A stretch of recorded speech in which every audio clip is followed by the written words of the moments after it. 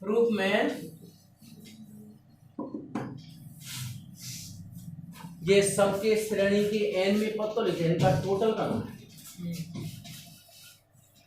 अंश का अलग टोटल करना है, हर का अलग टोटल करना है। ठीक है, तो टोटल करें कैसे, लिखो श्रेणी, पहले तो एलएचएस पूरी एलएचएस जैसी की जैसी उतार दो। तुम लोगों को सबको पता है कि जब भी अपन योग निकालते हैं श्रेणी का तो क्या लगाते हैं, सिग्मा सिग्मा लगाएंगे। तो एन में पद पे सिग्मा लगा देते हैं, है ना। तो ऐसे लगा दो सिग्मा एन एन प्लस 1 का वर्ग, और नीचे भी ऐसे ही लगा दो सिग्मा एन वर्ग और एन प्लस 1। भाई श्रेणी के एन में पद लिखे हैं उन्होंने। सवाल में खासियत ये है कि अभी तक जितने भी सवाल मिल रहे थे उसमें श्रेणी एक ही बनी थी, और इसमें क्या है, अंश और हर दोनों में श्रेणी बनी है। तो अपन अंश की श्रेणी का भी योग करेंगे और हर की श्रेणी का भी एन पदों का योग कर देंगे। तो एन पदों का योग करते हैं तो क्या लगा देते हैं, सिग्मा, है ना। अब इसका पहले तो ये कोष्टक खोल दो, वर्ग खोलो इसका, एन वर्ग 2n प्लस 1, ऐसे ही सिग्मा एन वर्ग, और इसका तो डायरेक्ट गुणा करना, तो n की घात 3 और n वर्ग। ठीक है, ऊपर वाले n का भी गुणा कर लो, n की घात 3 2n वर्ग प्लस n, सिग्मा n की घात 3 प्लस n। अच्छा, ये ध्यान रखना, ऐसे काट मत देना कभी के n से n काट दो, सिग्मा लगाए, इस श्रेणी के n पदों का योग अलग करना है, इस श्रेणी के n पदों का योग अलग करना है, दोनों का अलग अलग चलाना है। ठीक है, अब सिग्मा अलग अलग कर दो, सिग्मा n की 2 सिग्मा n वर्ग प्लस सिग्मा n, ऐसे ही नीचे करो सिग्मा n क्यू और सिग्मा n स्क्वायर। ठीक है, अब एक बार फिर समझा दें, देखो जी, तो हमने श्रेणी में जो n में पद बने बनाए दिए थे वो लिख दिए, नहीं होते तो बनाने पड़ते, यहाँ तो ऑलरेडी बने हुए। सिग्मा लगाने पर क्या हो जाता है, पूरी श्रेणी के n पदों का योग कहलाता है सिग्मा माने, है ना। तो ऊपर भी सिग्मा लगा दिया, n प्लस 1 का वर्ग और n वर्ग n प्लस 1, और इसका होल वर्ग खोल दिया, n वर्ग 2n प्लस 1, और ये n वर्ग का गुणा कर दिया तो n की घात 3 और n वर्ग, और इसमें से n का फिर गुणा कर दिया तो n की घात 3 2n वर्ग प्लस का n, और नीचे n क्यूब और n वर्ग, सिग्मा अलग अलग लगा दिए। ठीक है, अब इनके सूत्र लगाने हैं सबके, n प्लस 1 2n वर्ग कर दें और बटे में 4 जो होता है सिग्मा n की। ठीक है, सिग्मा n वर्ग का मान कितना होता है, n plus 1 2n plus 1 upon में 6, और सिग्मा n प्लस 1 बटे में कितना, ये अंश मतलब ये समझ लो दो श्रेणियां चल रही हैं, अंश में अलग चल रही है, हर में अलग चल रही है। ठीक है, सिग्मा n की n स्क्वायर बटे में 4 प्लस सिग्मा n वर्ग n प्लस 1 2n प्लस 1, ऊपर का एलसीएम, वो ऊपर का भी 12 आएगा, नीचे का भी एलसीएम 12 आएगा, आएगा क्या नहीं बताओ। देखो 4 और 6 का एलसीएम 4 6 2 का एलसीएम 12, और 4 और 6 का भी एलसीएम 12। एलसीएम का मतलब होता है ऐसी संख्या जिसमें तीनों संख्याओं का या दोनों संख्याओं का भाग चला जाए। ठीक है, तो एलसीएम नहीं लिखे, ये ऐसा करो, एलसीएम लिखना है तो ऐसे लिख लो 1/12 ऊपर का 1/12 नीचे का, ऐसे लिख। तो एलसीएम 12 आएगा तो यहाँ 4 3 12 3 बचे, 3n स्क्वायर बोलो मत, n प्लस 1 का स्क्वायर, 6 दूनी 12 तो ये 2 दूनी 4 हो जाएगा, n प्लस 1 2n प्लस 1, और ये 12 माने 6 n प्लस 1। तुम तो जो कुछ गलती हो जाए उसको बता दिया करो कि हाँ साहब यहाँ गलती हुई। इसका भी एलसीएम 12 आएगा तो 3n वर्ग n+1 का वर्ग और 6 दूनी 12 2n n+1 और 2n+1। ये एलसीएम से एलसीएम काट लो, इतना उतार लो, फिर रब करना पड़ेगा।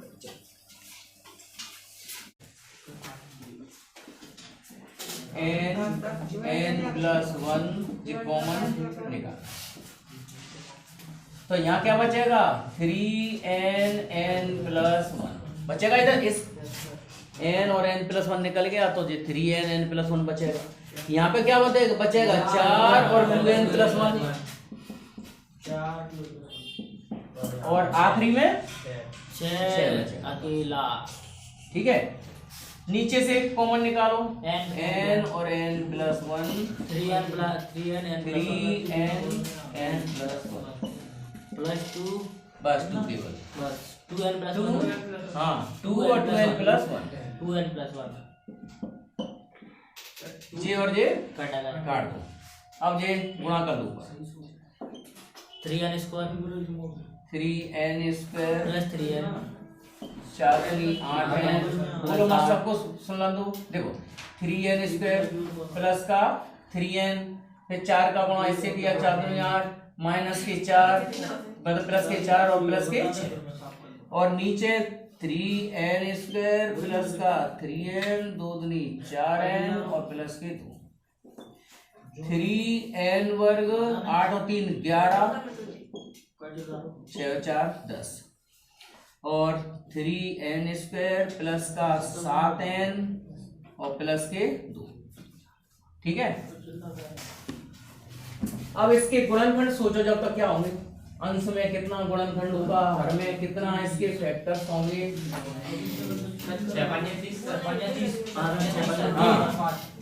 6n + 5n 3n square plus का कितना 6n + 5n 6n प्लस के 5n प्लस के 10 और नीचे 3 दूनी 6 3n वर्ग 6n प्लस n है ना और प्लस के देखो 3 दूनी 6 तो 7n को तोड़ो काय में टूटेगा ये n और 6n में है ना। ऊपर रवि बात नहीं हाँ 3n कॉमन कर लो तो n+2 प्लस के इन दोनों में क्या कॉमन आ रहा है 5 n+2। जब ये दोनों कोष्टक एक जैसे आ जाए तो समझ लो तुम्हारे गुणनखंड सही चल रहे हैं। ठीक है, इन दोनों में कितना कॉमन आ रहा है 3 तो n+2 इन दोनों में n+2। अब n+2 अंश में भी कॉमन कर लो तो यहाँ बचेगा 3n + 5 और हर में भी कॉमन कर लो तो 3n + n+2 से n+2 काट दो बचा क्या 3n और 3n+1 बराबर RHS लिख दो LHS बराबर RHS इति सिद्धम संस्कृत वाला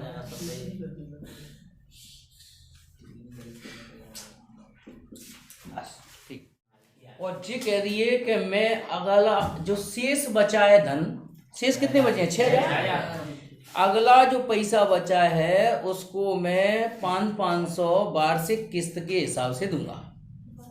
वार्षिक का मतलब एक साल बाद 500 देगा, फिर 500 देगा और संग में बचे धन पर ब्याज भी देगा 12%। ये है सवाल, आ गया ना समझ में। तो अगर ऐसे सवाल को कोई पढ़ा लिखा लड़का नहीं कर पाए गणित वाला तो फिर गणित पढ़ने का मतलब क्या निकलता है उसका, तो बेकार है ना। घर के भी जी कहेंगे यार तो क्या मतलब है ऐसा पढ़ने का, तो जी सवाल दे दिया मैंने। अब बताइए, अब तुमसे जो पूछा जा रहा है कि कुल मिला के उसे स्कूटर का कितना या ट्रैक्टर का कितना पैसा देना पड़ेगा, पूरा ट्रैक्टर कितने में पड़ेगा। एक बार फिर समझ लो सवाल क्या है। ट्रैक्टर है 12,000 का, 6,000 रुपये उसने तुरंत दे दिए, बचे 6,000 वो देना चाहता है किस्तों में 500 रुपया साल के हिसाब से। ठीक है, और 500 देता जाएगा, जैसे 6,000 बचे अगली साल 500 दे देगा तो अगली साल के लिए 5,500 बचेंगे। तो जो पैसा बचता जा रहा है उस पर सामने वाला ये कह रहा है कि मैं ब्याज भी लूंगा 12%। तो फिर ब्याज भी देगा, मूलधन भी देगा, तो 12,000 तो उसे देने ही देने हैं। अब 12,000 के अलावा जो ब्याज बैठेगा वो भी जोड़ के देना पड़ेगा उसे। तो तुम्हें ये बताना है कि ट्रैक्टर की कुल लागत होगी कितनी। सवाल समझ में अच्छी तरह से आ गया होगा। अब देखो इसको अपन समानांतर श्रेणी से कैसे करेंगे वो समझ लो। देखो ट्रैक्टर है 12,000 का। अब देखो यहां लिखेंगे कुल धन बराबर, ठीक है। अब कुल धन कैसे देगा? 6,000 तो उसने नगद दे दिए, प्लस 500, 6,000 रुपए उसने तुरंत अभी दे दिए। उसके बाद अगली साल 500 रुपए देगा, प्लस 12%, है ना, और 12% ब्याज देगा। कितने का? 6,000 का 12%, 6,000 रुपए का 12% ब्याज देगा जी, देगा अगली साल का 500 रुपए देगा और 6,000 का ब्याज देगा 12%, ठीक है। फिर उसके बाद अगली साल 500 रुपए तो देने ही देने हैं उसे। अब 6,000 में से 500 रुपए दे चुका होगा तो 5,500 बचे, तो यहाँ लिखेंगे 5,500 का 12% ब्याज और देगा। ऐसे श्रेणी चलती चली जाएगी। फिर 500 रुपए देगा जी, पहली बार दिया जी, एक साल बाद दिया जी, दूसरी साल बाद दिया जी, तीसरी साल फिर 500 रुपए देगा और मूलधन कितना रह जाएगा उसका? 5,000 का 12%। ऐसे चलते चलते श्रेणी उसकी चलती चली जाएगी और कुल मिला के धन उसका पूरा चुकता हो जाएगा। 5,500 हिसाब से कितने पदों में खत्म हो जाएगा उसका? 12। जैसे 6,000 है, 5,500 देता जा रहा है, तो कितने पदों में खत्म हो जाएगा? 12 पदों में, मतलब ये कुल मिला के 12 पद उसके बनेंगे, है ना। चलो अब ध्यान से देखते जाना, अब टोटल कर रहा हूं मैं। 6,000 रुपए, ठीक है, 500 500 500 6 किस्तन में देगा, वो 12 किस्तन में देगा, तो 6,000 तो जी देगा, क्यों? संग में इसका जी ब्याज चल रहा है। 6,000 का 12% माने 6,000 गुणा 12/100, जिसका हो रहा है सर टोटल कितना? 600। फिर हाँ 5,500 बटे 100 गुणा 12, ठीक है। फिर 5,000 गुणा 12 बटे 100, इस तरह से उसका ब्याज चलता रहेगा, है ना जी। समझ में आ गया? एक बार फिर समझ लो। 6,000 उसने तत्काल दिया था, 6,000 रुपए 5,500 के हिसाब से दिए, है ना, और बाकी का ब्याज इधर चल रहा है, ठीक है। तो जी ट्रैक्टर का कुल लागत आ जाएगी, ट्रैक्टर की कुल लागत, है ना, 12,000 तो जी 12,000 हो गए, 12,000 प्लस जी कितने हो गए? 720, 600 और 600, जिस श्रेणी चलती चली जाएगी और कुल मिला के कितने? 12 पद, है ना।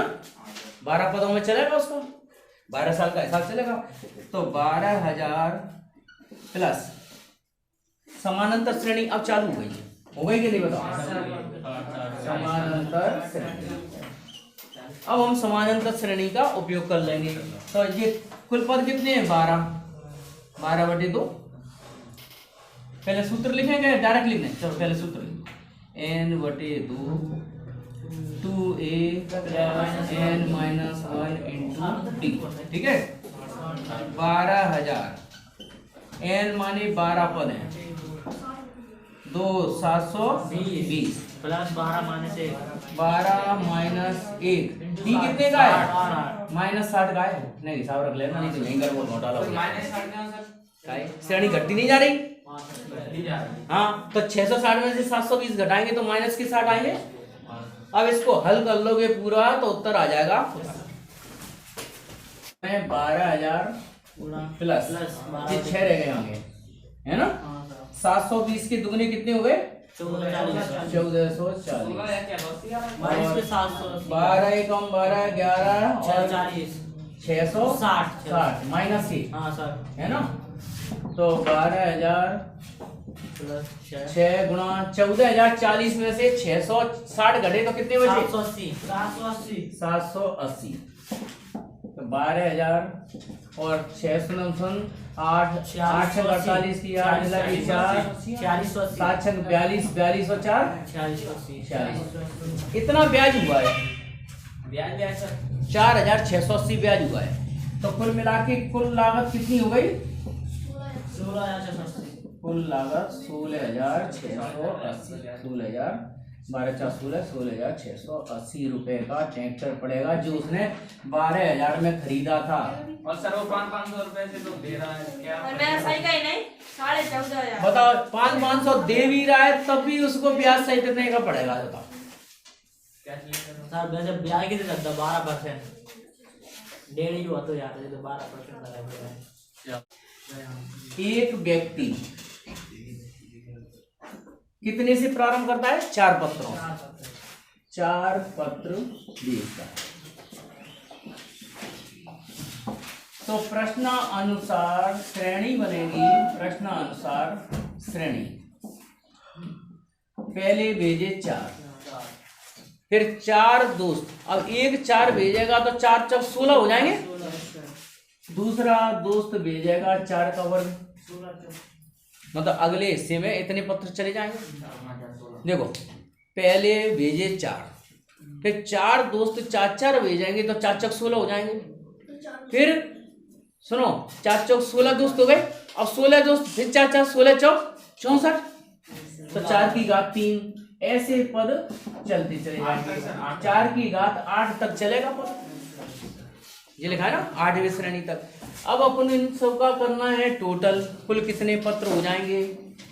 यहाँ लगेंगे कुल पत्र। तो इसमें सूत्र जी कौन सी श्रेणी बन रही है? गुणोत्तर। 4 का गुणा चलता चला जा रहा है, ठीक है। तो ये बन गई गुणोत्तर श्रेणी।